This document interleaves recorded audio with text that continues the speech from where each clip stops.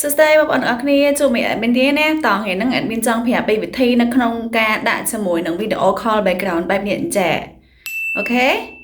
ឃើញបងប្អូនអរគ្នាអញ្ចឹងនៅពេលដែលគេ call មកបងប្អូនចង់ឲ្យ load video នៅខាងក្រោយ background បែបនេះ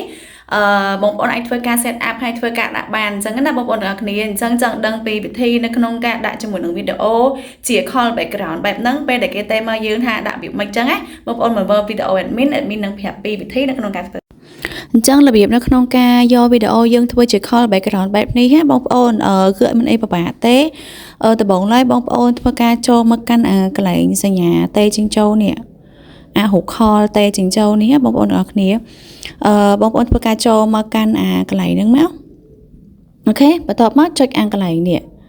កន្លែងដែលរហដងយើងទុកវាយលេខទូរស័ព្ទអី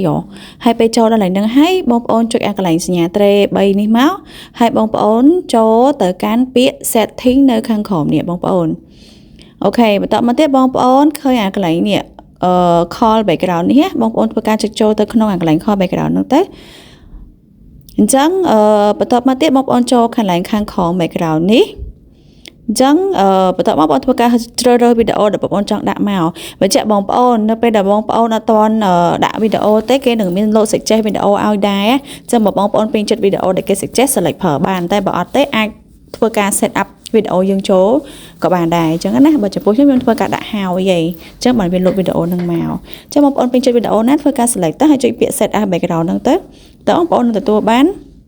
ជាមួយនឹង background វីដេអូនៅខាងក្រោយឯងឥឡូវយើងធ្វើការសាក់តេទៅណាគេម្នាក់មកអូខេនេះបងប្អូនឃើញអត់យើងនឹងឃើញមាន background វីដេអូរបស់យើងនៅខាងក្រោយបែបនេះអញ្ចឹងហើយអរគុណបងប្អូនបាយបាយ